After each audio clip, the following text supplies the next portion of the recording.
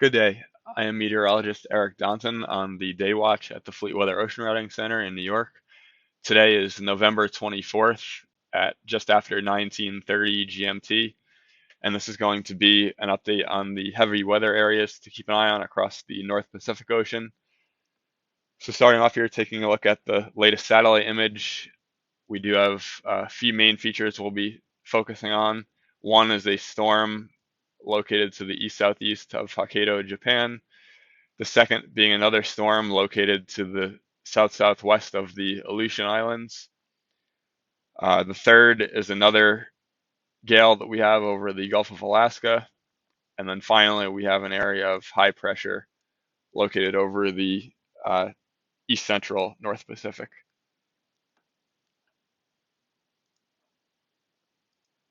So now I just want to quickly show the upper level jet stream. So at the present time, we have a fairly zonal flow from China extending into the Western Pacific, and then a bit of a ridge over the Central Pacific. So this general east-northeast flow will support systems developing off of Japan, moving off to the east-northeast towards the Bering Sea and Gulf of Alaska over the next few days. And then also we can see we have a dip in the jet stream in the eastern North Pacific. And if I go forward to tomorrow and into the weekend, we can see that we actually get the circulation that cuts off from the main flow, and that will support the development of a cutoff low pressure system, which I will talk about more shortly. So now taking a look at the latest 12Z GFS model run. Again, the main systems I talked about are mentioned so far. We have these two storms over the western North Pacific, the area of high pressure, and then the gale over the Gulf of Alaska. So I'll start with the system to the southwest of the Aleutian Islands here. This system, currently there's some strong gale to even storm force winds associated with it, with the strongest being on the southeast quadrant here. And that is also where we'll find the highest seas, where we have up to 10 to 11 meters. And then we also have the developing storm further to the west, that's east-southeast of Hokkaido. And again, the strongest conditions with that system are currently on the south side, where we have some gale to storm force winds and high seas as well. So as I move forward in time here, this further east system does start to gradually weaken as it moves northeastward. So the highest seas starting to gradually lessen through the day tomorrow, whereas the further west system actually is going to be intensifying.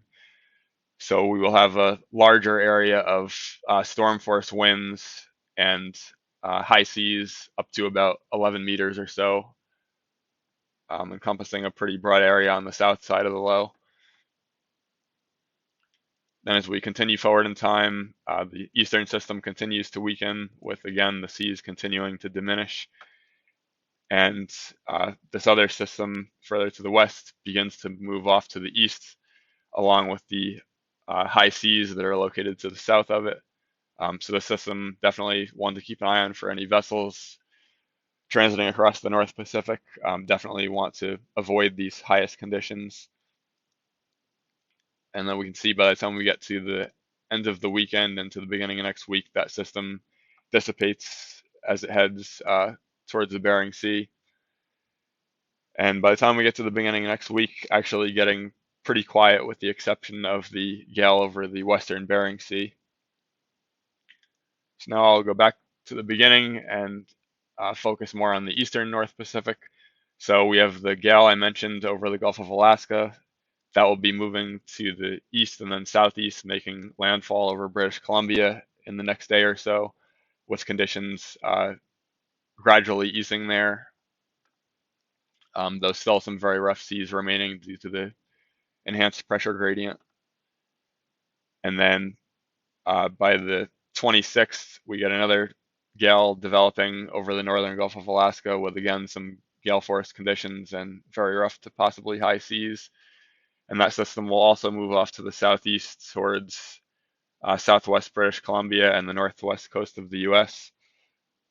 So something to keep an eye on for any vessels that are heading to or leaving from ports in those areas.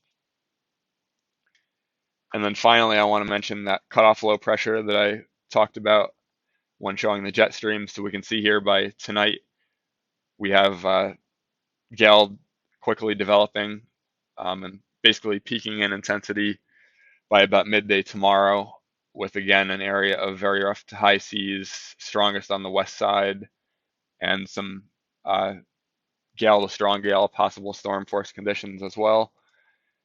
And then the system remains quasi-stationary for the following few days, gradually weakening through the end of the weekend and then dissipating by the beginning of next week. So we can see by the beginning of next week, conditions becoming a lot quieter overall, especially over the eastern North Pacific, with this area of high pressure dominating across much of the eastern North Pacific. So that may support the possibility of some great circle routing, especially for vessels who may be mid-ocean in the North Pacific heading eastbound. May be good to do a great circle route to their destinations, such as the west coast of the United States. And the inverse could also be true for vessels leaving from the west coast of the U.S. heading westbound.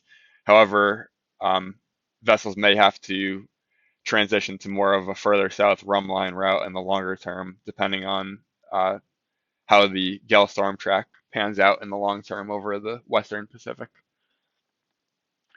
So that sums up the weather discussion today for the North Pacific heavy weather. Please make sure you subscribe to our channel and follow us on LinkedIn to receive all the latest weather and routing news.